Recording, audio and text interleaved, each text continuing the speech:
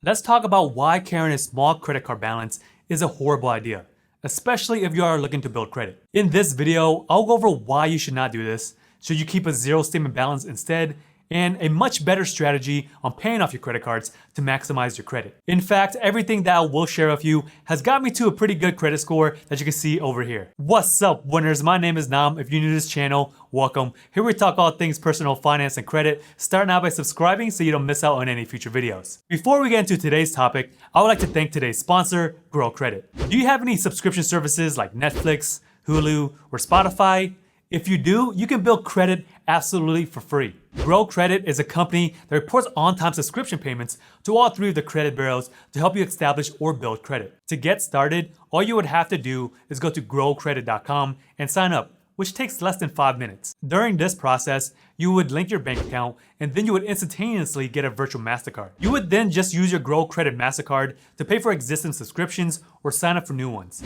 You would then repay Grow Credit using the linked bank account. Grow Credit is currently available to all US states, so if you want to start building your credit today, make sure you check out Grow Credit. Link is in the description. You probably heard of tales from the crypt that carrying a small credit card balance is great if you're trying to build credit, since it shows that you're actively using a credit card. But where the misconception starts is that when people think that if they were to pay off the balance in full every single month prior to the statement reporting date, the credit bureaus will just show a zero balance, hence showing no usage. If the credit bureaus are showing zero balances, this may lower your credit, and then when other creditors or lenders are pulling your credit, they may be reluctant to give you credit. Because if you don't use it, you lose it, right? This is where I believe a lot of people get it wrong. All right, so let's step back for a minute and let's go over what really goes into a credit score. There are 5 key components. There is payment history, amounts owed, new credit, length of credit history, and credit mix. The 2 main components that everyone should focus on is the payment history and the amounts owed categories. All payment history is a direct reflection of your ability to pay on time. If you are ever late to any type of payments, then your credit score can really drop like a rock. Same goes for the amounts owed. Some items that make up the amounts owed portion is your credit utilization, amounts owed on installment loans, and also the type of accounts that have balances. Credit card debt is one of the most detrimental things to your credit score. Other items such as installment lines of credit, like loans, they tend to benefit your credit score more when they're active. But for revolving lines of credit, such as credit cards, any type of utilization typically will bring your score down. Because the truth of the reality is, anytime that you owe anyone money, you are gonna be seen as high risk. Statistics show the higher the balance, the more likely you will not pay them back. But wait, does this apply to small balances like $5 to $10? While this may not seem that much, but depending on your interests, this can really add up. Most credit card interest rates can range anywhere between 14 to 25% depending on your credit worthiness. There are much better ways of building credit absolutely for free and avoiding paying interest. The key concept that most people don't understand is that there are different numbers on your credit card statements that you really need to know. So let me give you an example with an account that I have with American Express. On the left side, it shows that the payment that is due. Currently, it is $73.24.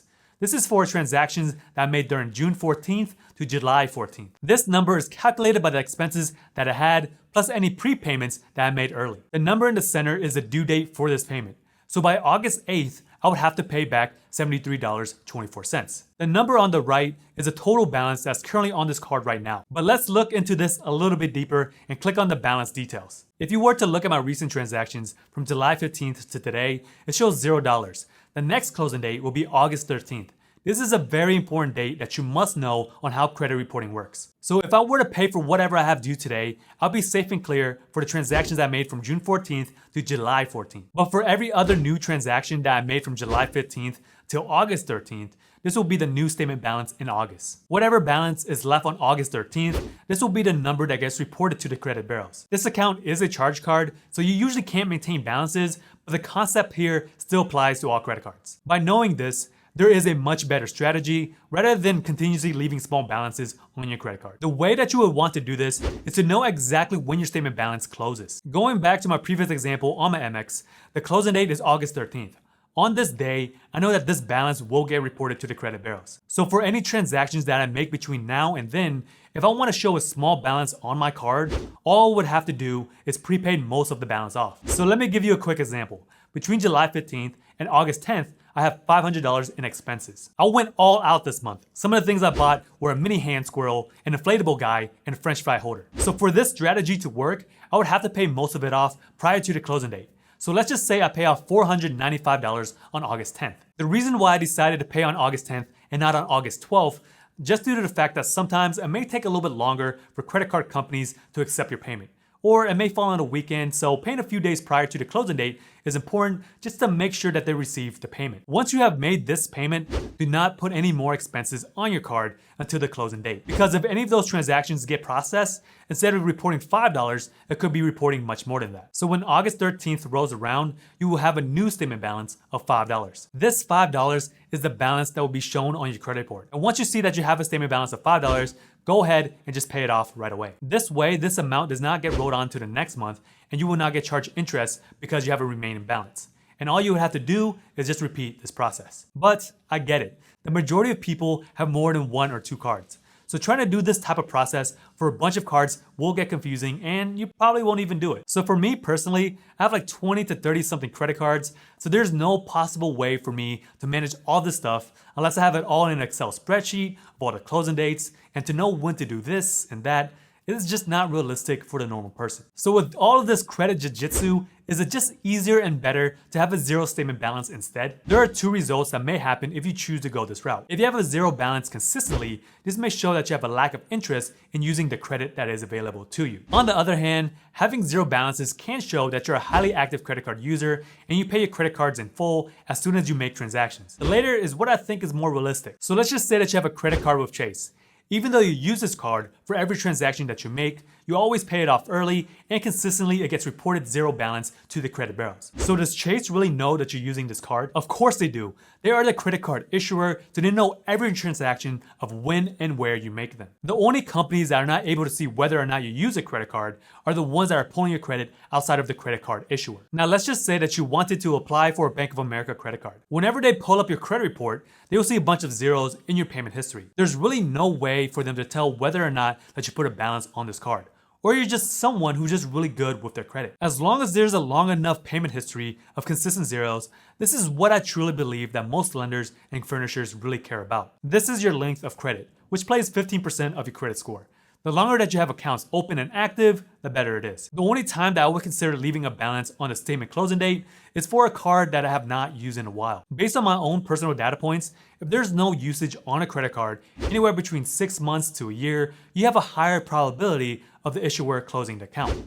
And most of the time when your account is closed, there's usually no notification and you just see a drop on your credit score. So it is best to use this strategy if you know you haven't used a credit card for a long time and it's just sitting in some box somewhere like I have. But now let's just say that you have a current balance that is much larger and you're not able to pay down most of the balance prior to the statement closing. This is not the end all. You still won't be charged interest unless you pay off the full amount when the statement balance is due. So there is time for you to pay it off so you won't get charged any interest. Because there's something called a grace period, which is the period between the end of the billing cycle and the date that your payment is due. If you are able to pay off the statement balance in full by its due date, then interest should not be a problem. You may only have to worry about your credit score going down since it will show that you have a higher utilization, but this really just depends on other factors such as your overall credit limit, the credit limit on that card, and how large is the balance. If your credit limit is $25,000 and your statement balance is $2,000, this is only an 8% utilization rate. So you're still in pretty good standing, but you probably will see a little bit of a dip to your credit score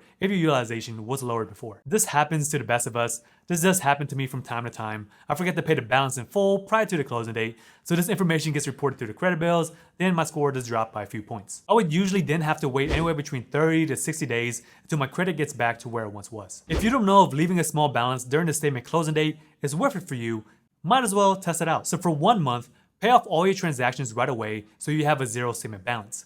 Wait about another 30 days until this information is relayed to the credit bureaus, then see if there's any correlation to your credit score. In the following month, leave a balance of around $5 to $10 at the statement closing date and wait another 30 days to see if there's any changes to your credit. This is using the scientific method in real life. In my honest opinion, there's more downsides in carrying a balance from month to month rather than leaving a small balance than just paying it off whenever it becomes due. Remember, this is just one portion of your FICO credit score. If you're not able to pay the statement balance in full by the due date, just make sure you pay at least the minimum so you not get hit with any late charges. Once you're past 30 days late, it's going to be that much more difficult to build your credit score. Credit cards are just one thing that you have to worry about when trying to build your credit, but if you currently have a loan or thinking about getting a loan, make sure you watch this video over here so you know the best strategies with loans for your credit.